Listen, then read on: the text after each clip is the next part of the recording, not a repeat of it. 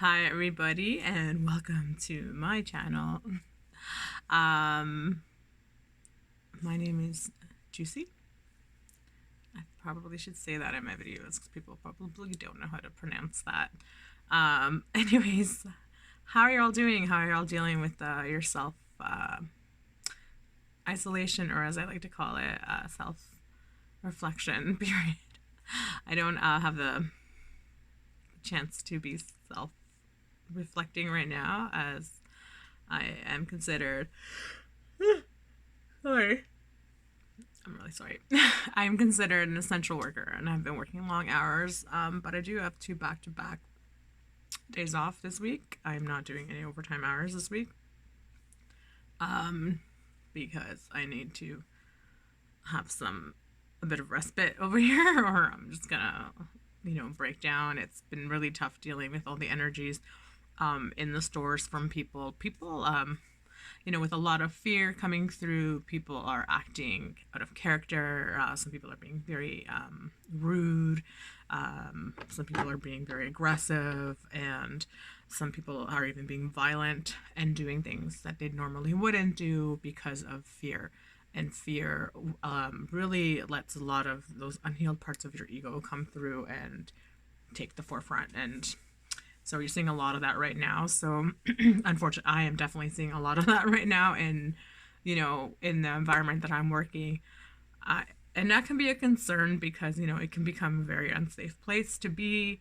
So I'm trying to, you know, stay safe and make it a safe place for everyone. But it's really hard. So I want to make a video for other people to help them through this tough time. I really hope that, people are really getting some stuff out of these videos I make. But what I wanted to talk about was why it's such a hard thing for people to be self-isolated. And I don't want to really use that word, but just, okay, why it's hard for people to be alone or to be, in one place. Now, it's interesting because the word alone actually comes from two words, all one, which means holy, to be wholly one, to be in oneness. So to be alone means to be in oneness, and to be in that solitude of being whole and complete on your own. That's like the originating, the where the word originates from is those two words. But it's interesting how we've, really depicted alone to be a very, attached to really negative connotations to it as something bad, as being, we've attached feelings to it, such as not good enough, unworthy, away from, banished and far away and distance from everyone and just rejected. It's interesting how we've somehow attached all of these emotions onto the word alone that don't actually mean that at all, and those are just our own wounds coming up, and we've somehow managed to attach it to that word, which is interesting. Now, even though some people are in lockdown with other people, the interesting thing, and I see this because I work in a grocery store and it's become the hub of entertainment and excitement right now because it's really the only place that's open right now. So people come out. There's people that come every day to the grocery store and they're not buying essentials. They're just walking around and chatting and whatever. And what's interesting to me is that need to have something to do, and this inability to be in oneness and to be in solitude and to be alone. This inability that we have is, to me, is the much bigger issue that we are having here, which is really interesting because this whole other stuff is really putting a spotlight on that right now. So our inability to be in wholeness and one with ourselves is actually causing us to be unable to be with anybody else. Let's repeat that because it's important.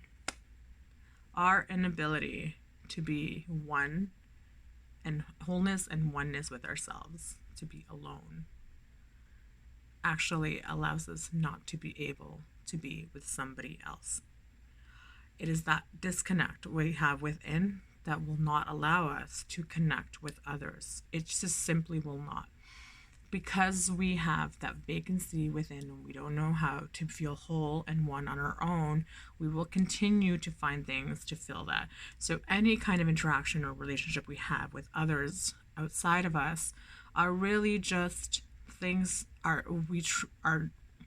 connection with those people will be the same way we're connecting with ourselves. It's not we're not connecting with those people at all. We're just using surface things to fill those voids from within. So for instance, there's just parts of me that I don't want to go there. There's just, they're really uncomfortable feelings, like who am I? What is it that hurts what's inside of me? What am I longing for? Like all those different aspects of ourselves in our shadows that we don't want to address. There's a multitude of reasons why we don't want to connect with ourselves, why we don't feel whole on our own, why we cannot be alone. So it's that inability that we have to connect with ourselves. When we have that, we do surface things. So different things that can look like always trying to be busy, always trying to set goals for yourself. And even when you do fulfill those goals, you do not actually feel a sense of fulfillment within. You feel like you can list things and say like, I'm accomplished, I've done this, but they don't actually give you that sense of feeling of fulfillment within, where you feel like, this is great, I'm happy now, this is amazing, I've really succeeded, like, and I can feel that within. The ability to constantly want to make new connections with people, the desire to constantly want to make new connections with people, constantly longing for something else, being bored easily. Like there's a list of things that show that you are not in wholeness or oneness with yourself and you don't know how to be alone. So constantly trying to find new projects to do, constantly having new hobbies and things that you're interested in, and moving from one to the next. Like these are all signs that you don't know how to connect with yourself, and you just don't know, or you're afraid to, or you just have that disconnect with self. So those are all things that people do to bury that sound, that soul that is calling you from within and trying to reel you back in and call you back home so that you can be in oneness and whole with yourself.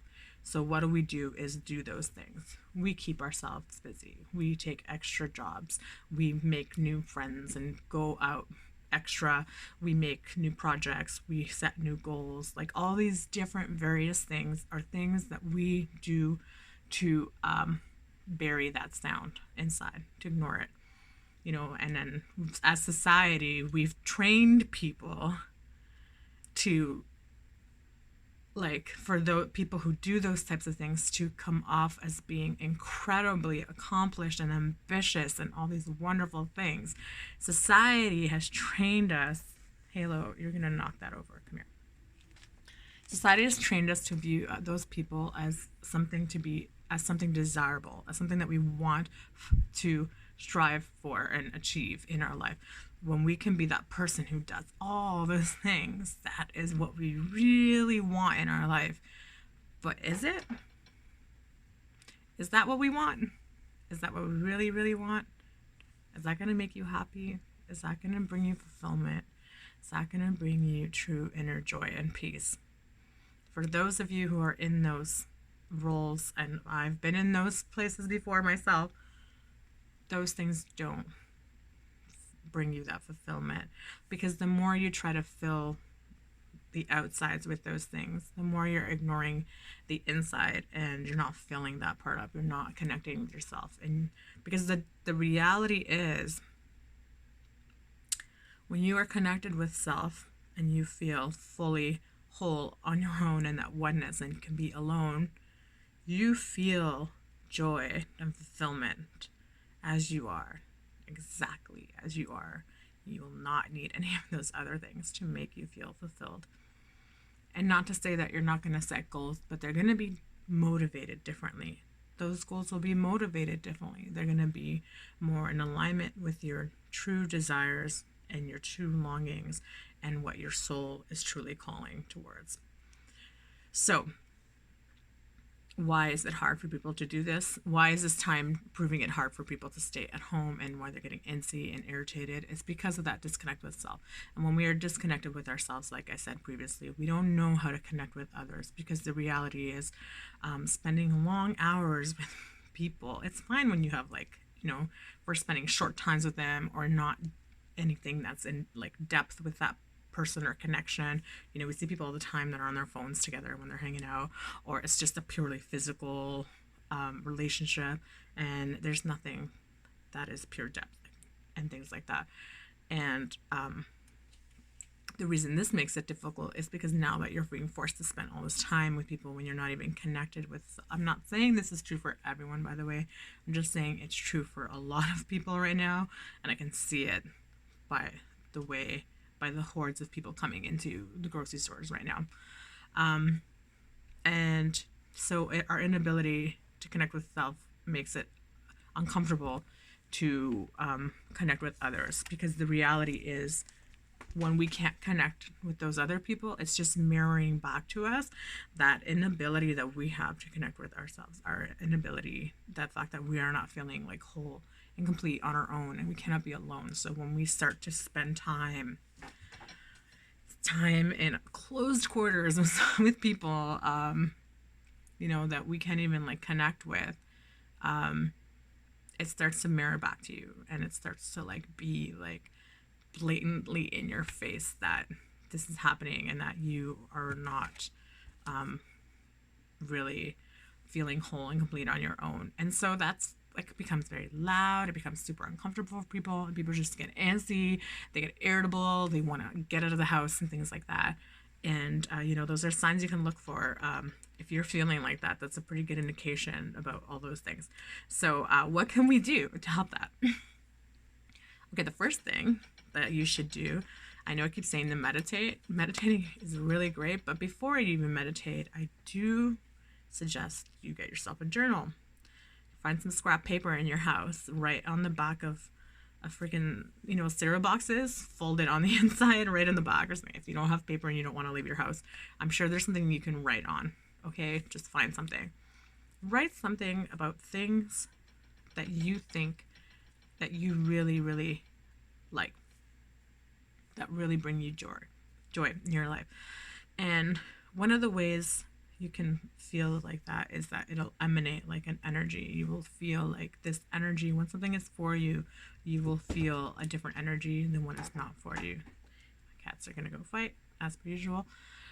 Write things down that bring you joy. Write things down about yourself that you wish you can explore more. Write things down that you really want, like things that you're really good at, that you really enjoy. Those are ways that you can find out more about yourself. And spend time by yourself. Even if you live with others, take a few minutes in the day, even if it's just 5 minutes by yourself, with no music, with no phone, with no TV, nothing, no sounds, and just sit there and just be in silence and talk to yourself. Have an inner dialogue with yourself. Connect with your higher self, your soul, whatever you want to refer to it as, and just have that opportunity to have a conversation with yourself. When people, daydream and talk to themselves and things like that, that's a way that they are connected with themselves.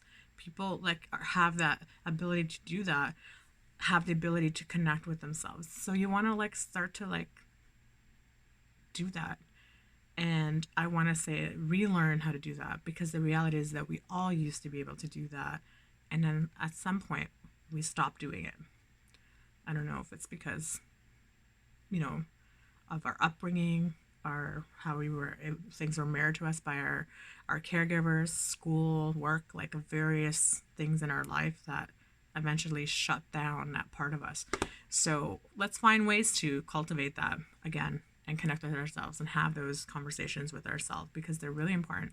And those are all things that are going to help you feel that holy one feeling, being in oneness with yourself.